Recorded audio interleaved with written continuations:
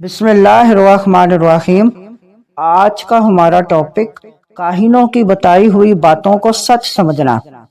حضرت عائشہ رضی اللہ تعالیٰ عنہ سے روایت ہے کہ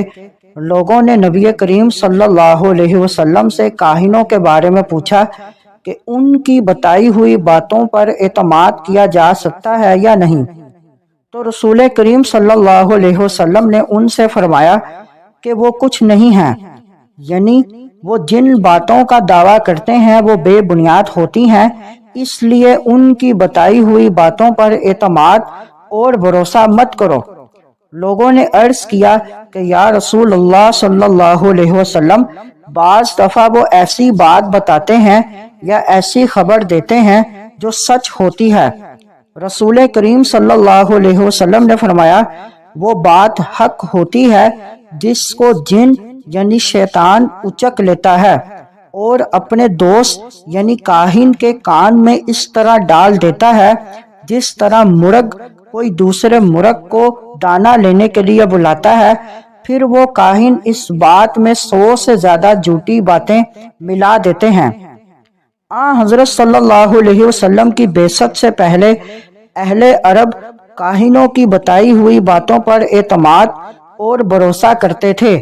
ان میں سے بعض کاہن یہ دعویٰ کرتے تھے کہ جو جنات آسمان پر جاتے ہیں وہ وہاں کی باتیں ہمیں بتاتے ہیں۔ یہ بات روایات سے بھی ثابت ہے کہ بعثت نبوی صلی اللہ علیہ وسلم سے پہلے شیاطین چھوڑی چھپے آسمان پر جاتے،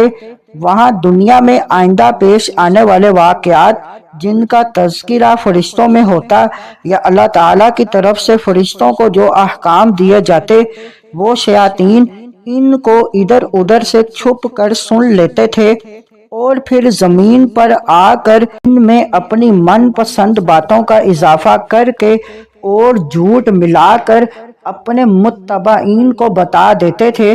وہ لوگ ان سب باتوں کو صحیح مان کر تسلیم کرتے اور ان کے ذریعے اہل عرب پر اپنی غیب دانی کا سکہ جماتے تھے۔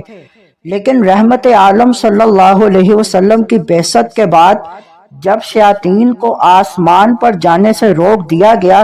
اور یہ سلسلہ ختم ہو گیا، تو حضرت صلی اللہ علیہ وسلم نے کاہنوں کی بتائی ہوئی خبروں سے لوگوں کو روک دیا تاکہ لوگوں کے عقائد باطل نہ ہوں۔ لہٰذا ہمیں بھی موجودہ دور میں ایسے تمام باطل عقائد سے بچنا چاہیے تاکہ ہمارا ایمان سلامت رہے۔ مزید معلومات کے لیے ہمارے چینل کو لائک اینڈ سبسکرائب کریں۔